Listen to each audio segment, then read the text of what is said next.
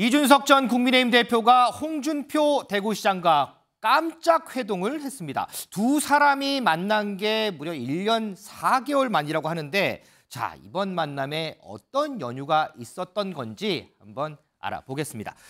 민지숙 기자, 두 사람 만난 게 뭐 특별한 일정이 있거나 뭐 그래서 혹시 만난 건가요? 어떤 거예요? 네, 저희가 사진을 준비했는데요. 어제 저녁 이 대구에 있는 한 야구장에서 치맥 페스티벌이 열렸습니다. 대구에서 매년 해요, 이거. 그렇습니다. 이 자리에 개막식에 두 사람이 만난 투샷이 포착이 된 건데요. 어허. 홍준표 시장 페이스북에 이준석 전 대표가 이 축제에 오겠다고 해서 흔쾌히 오라고 했다 이렇게 먼저 밝혔고 이준석 전 대표도 현장에서 만난 기자들에게 홍 시장께 차 한잔 하자라고 먼저 연락을 드렸더니 개막식에 오라고 하셨다. 다른 의도는 전혀 없고 이 파티를 잘 즐기고 갈 계획이다 이렇게 밝혔습니다. 이현정 의원님, 네. 이준석 전 대표가 홍 시장에게 차 한잔 하자고 했더니까 개막식에 오라고 했다. 그래서 이제 치맥 파티 가서 만났다고 하는데 정말 단순히 차 한잔 하려고 연락을 했을까요?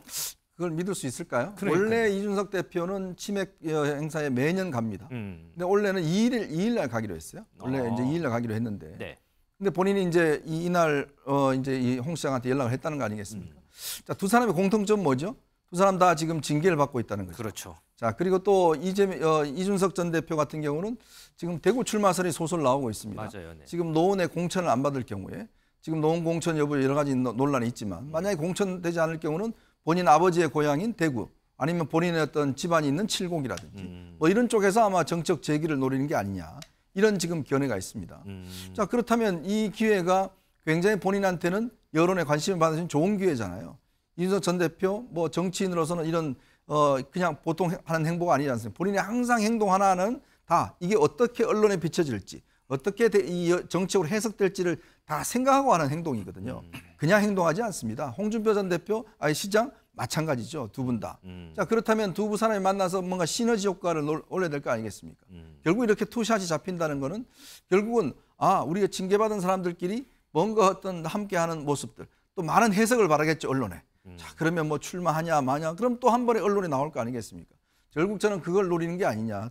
뭐 누이 좋고 매부 좋고 홍 시장도 한번 나오고 이준석 때 한번 나오고 저는 그런 측면에서 이 두 사람의 어떤 이 서로 말만 주고받아도 우리 언제 만나자 그러면 기자들이 몰려 있을 것이고 그거를 보도할 것이고 라는 것들이 다 머릿속에 있지 않는가 그런 생각이 듭니다. 김준일 에디터도 지금 이현정 의원께서 시너지 효과라는 표현을 쓰셨는데 그거에 동의하세요? 시너지 효과 때문에 둘이서 만나는 뭐 건가요? 일부 동의합니다. 그러니까 다 동의하지는 않고요. 그러니까 그 홍준표 시장이 재작 2022년에는 그 윤핵관하고 이준석 대표 비판하면서 둘 다 구질구질하다. 뭐 이런 표현도 썼고 그러니까 올해 3월이네요. 예. 욕짓만 일삼는 어린애 내년에 보자. 뭐 이런 얘기도 했어요. 이준석 대표 비판하면서.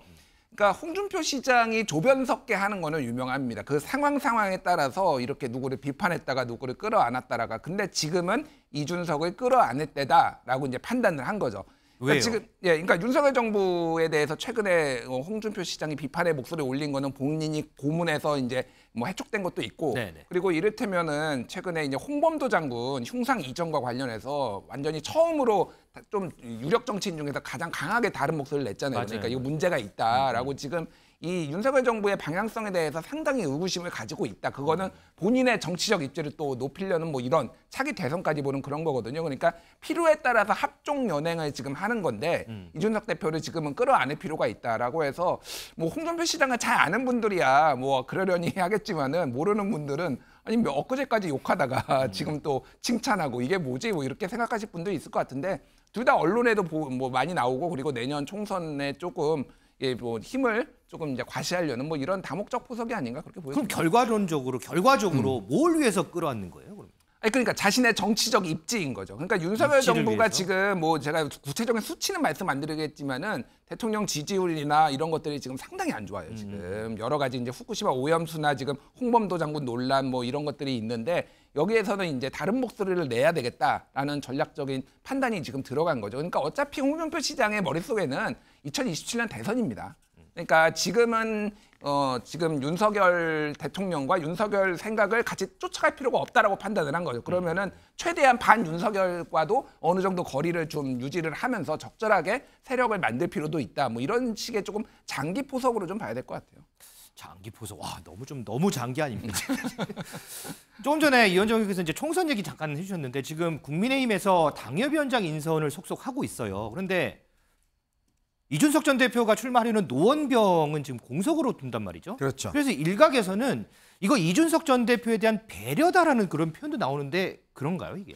그러니까 이제 어떤 시각에서 보느냐에 따라서 입장이 다를 겁니다. 한편에서는 배려다라고 할 수 있을 것이고 또 한편에는 고사작전이 아니냐. 고사작전. 이런 게 있죠. 왜냐하면 지금 이준석 전 대표 징계가 풀리는 게 아마 내년 초일 겁니다. 맞아요. 예. 그러면 이게 아주 굉장히 급박하죠. 선거를 하기가. 네. 자, 그러면 본인이 지금 노원병에서 뭔가 뛰어야 되는데 지금 이제 공천을 주지 않으면 그러면 그때 돼서 뭐 이러저러 하지도 못하고 출마할 수도 없는 뭐 이런 상황이 돼버리면 이게 이제 고사작전이라고 보는 거고요.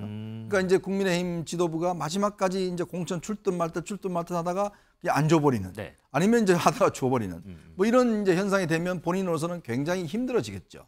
자, 이제 그러니까 이제 그런 관점에서 보면 고사작전이고 그 한편에서 보면 아, 이거 비워뒀다. 언제든지 당신이 와라.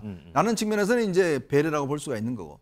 근데 아마 이준석 대표도 지금 생각이 복잡할 겁니다. 왜냐하면 지금 노원에서 몇 번 떨어졌잖아요. 네네.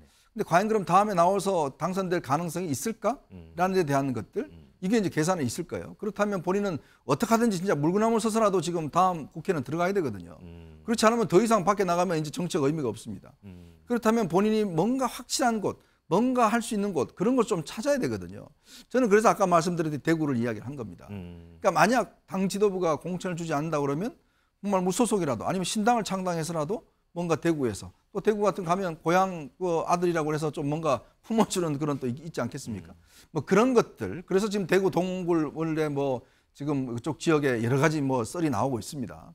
이제 그런 어떤 여러 가지 이제 상황이기 때문에 아마 본인도 지금 계속 이제 말로는 노원에 집중하고 싶다고 그러지만 또 한편으로는 다른 포석도 지금 하면서 슬쩍슬쩍 하는 그런 상황이 아닌가 싶습니다. 그럼 이현정 의원님 개인적인 생각에서 배려와 고사작전 어느 쪽에 무게를 좀 더 저는 아마 당 지도부가 이준석 대표를 공천 배제하기는 좀 어렵지 않겠는가. 왜냐하면 그렇게 되면 뭐 신당을 창당할 수도 있고 또 거기에 따르는 세력도 있어. 이게 되면 또 표가 갈려질 수가 있거든요. 뭐 되레 사실은 이제 마지막에 품어안는 뭐 그런 전략을 쓸 가능성은 저는 굉장히 높다는. 왜냐 내년 총선 그렇게 여당한테 만만치 않거든요. 네, 알겠습니다.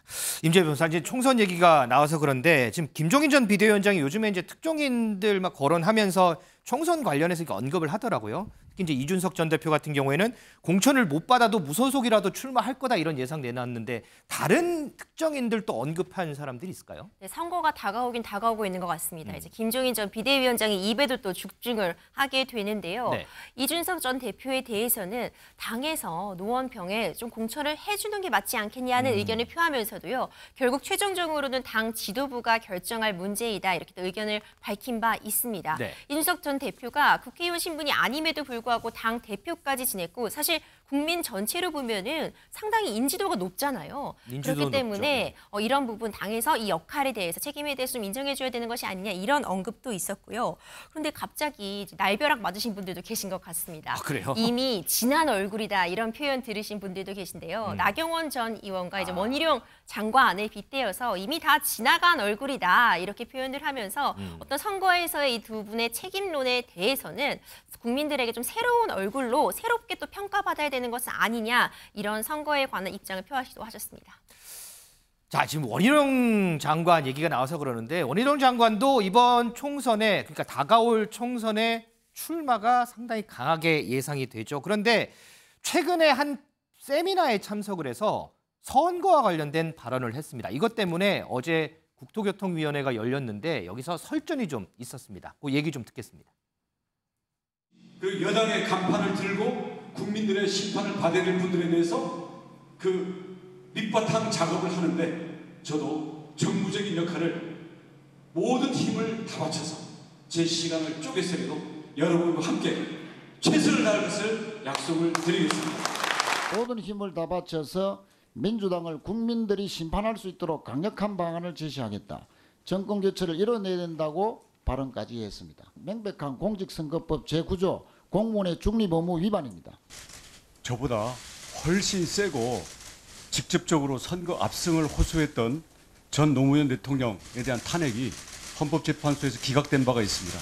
이것으로 대답을 가름하겠습니다. 그래서 지금 대통령과 비교하신 거예요? 아, 사례를 얘기합니다. 헌법을 얘기하셨기 때문에. 네.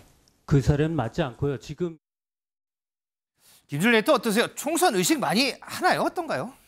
그러니까 뭐 저 발언이 상당히 저는 이제 부적절하다라고 이제 보는데, 그러니까 이게 정무직 장관들은 이제 줄을 좀 잘 타요. 저런 부분에 있어서 본인이 이제 국회의원이기도 하고 당 소속이기도 하면은 이를테면은 뭐 정부에서 많이 뭐 힘을 도와줘서 좋은 나라를 만들어서 여당에게도 도움이 되겠습니다. 뭐 이런 게 아니라 무슨 정권 교체를 이루겠다. 지금 정권 교체가 됐는데 지금 안 됐다라고 미완의 혁명이라고 뭐 얘기하는 것처럼 얘기를 하잖아요. 네. 그러면서 노무현 전 대통령 얘기를 했어요. 네, 네. 그러니까 노무현 전 대통령이 탄핵은 안 당했지만은 기각을 당했지만은 그게 헌법재판소에서 굉장히 문제가 있는 발언이라고 얘기를 했어요. 맞아요. 예. 그러니까 그럼 문제가 있는 발언이라는 걸 본인이 인정하는 건가요, 그러면? 근데 그런 문제가 있는 발언임에도 불구하고 계속하겠다라는 건가요? 그러니까 이게 지금 모든 이 정부에서 나오는 게 지금 국민들을 갈라치게 한다, 지금 이념으로 가르게 한다라고 했는데 장관들마저 다 나와가지고 지금 야당하고 싸우라고 주문받으니까 지금 뭐 싸우고 지금 갈라치게 하고 이런 거잖아요. 굉장히 부적절합니다. 그러니까 최소한 본인의 할 일에 좀 집중을 하시고 빨리 하고 싶으면 빨리 나오시면 돼요. 장관 그만두고 빨리 나와서 지금 총선 뭐 양평에 지금 나오네, 뭐 어디에 나오네, 여러 군데 언급되더라고요. 뭐 고향 갑에 나오네, 뭐 이렇게 얘기들 나오고 있는데 빨리 자기 자리 찾아서 가시면 돼요. 왜 이렇게 분란을 일으키고 이런 문제를 일으킵니까? 좀 자중하셨으면 좋겠습니다. 중앙선관위에서도요, 이 각 부처에다가 선거 중립 좀 지켜달라 조금 이르게 공문을 보냈다고 하는데, 어쨌든 뭐 여러 가지 얘기들이 나오는 거 보면 계절도 슬슬 바뀌고요. 아마 선거가 좀 다가오고 있긴 한 것 같습니다.